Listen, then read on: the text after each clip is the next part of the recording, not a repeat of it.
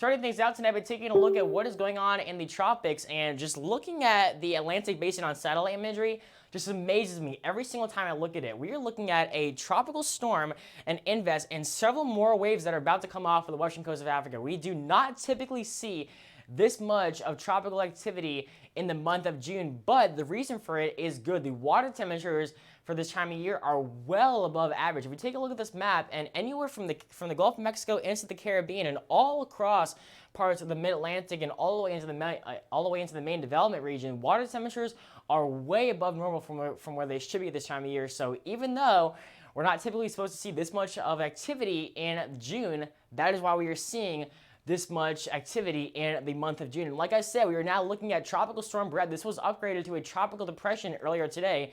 But throughout the day, the National Hurricane Centers have been investigating this, and they have now found 40-mile-per-hour winds in a closed center circulation. And that is why they have now upgraded it to a tropical storm. Max winds are now at 40 miles per hour as it moves to the west at about 21 miles per hour. Not looking extremely impressive on satellite imagery. You can definitely tell there is some counterclockwise spin right in there, but it does not have an eye or an eye wall. I mean, you really can't even tell where the center of this storm actually is, but like I said, because it has a closed center of circulation and they have found 40-mile-per-hour winds, it is now a tropical storm. And as we head into the second half of this week, this will likely become the first hurricane of the season, potentially early as Wednesday at 2 p.m., starting out as a 75-mile-per-hour Category 1 hurricane, strengthening into an 80-mile-per-hour Category 1 hurricane by Thursday afternoon. And then once it arrives in parts of the northern Caribbean, it will likely encounter a lot of wind shear and eventually go down to a 75-mile-per-hour Category 1 hurricane by Friday afternoon, then eventually become a tropical storm again as we head into Saturday. And I just mentioned that there is a lot of wind shear out there right now. We have a very strong area of low pressure that will be sitting over the southern half of the country over the next 7 to 10 days, and this will create an extensive amount of wind shear anywhere from the western Gulf of Mexico all the way into parts of the northern Caribbean and also the southwestern Atlantic right now. So all forecast models show this system heading to the west, but like I just said, as soon as it gets into the Caribbean, it's going to have all of that wind shear to contend with.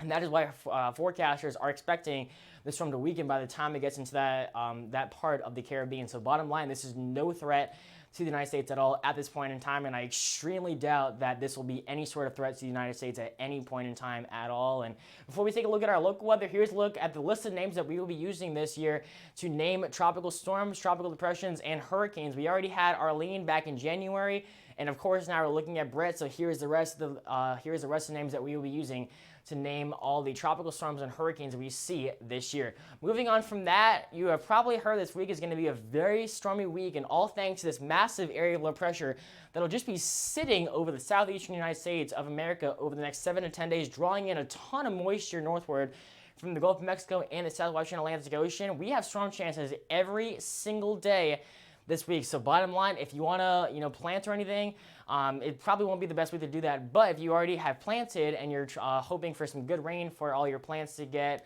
some nutrients out of, this will be the week to do so. Here's what to expect as we head into the afternoon tomorrow. Temperatures will be topping out in the low to mid 80s all across our area. I do expect it to be partly sunny for the majority of the day. And then as we head into the second half of your day, there might be a few showers and possibly even a thunderstorm around. So I did put a 30% chance of that on the graphic. Your rain chances over the next 5 days, we have about a 30% chance of rain for your day tomorrow, but then come Tuesday, Wednesday, and Thursday, rain chances become likely. A lot of moisture is going to be driven into our northward, and rain chances are going to be high.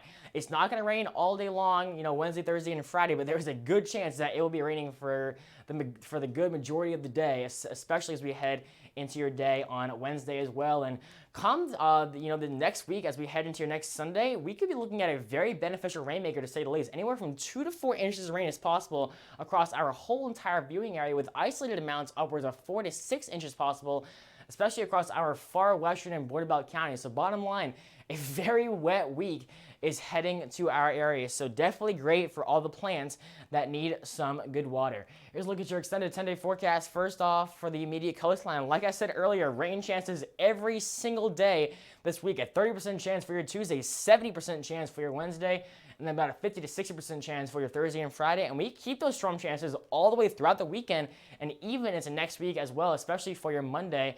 And then rain chances finally die down come next Tuesday, and we're left with probably sunny skies for for the second half of next week. High temperatures will be topping out in the low to mid 80s every single day before falling into the 70s overnight. And as you head further inland, a very similar story. Rain chances every single day this week, especially for your Wednesday, and then we finally start to dry out as we head into next week. But overall, a very wet week to say the least, with high temperatures topping out this week in the low to mid 80s. We bump those high temperatures up to the mid to upper 80s as we head into next week before falling into the upper 60s to lower 70s overnight.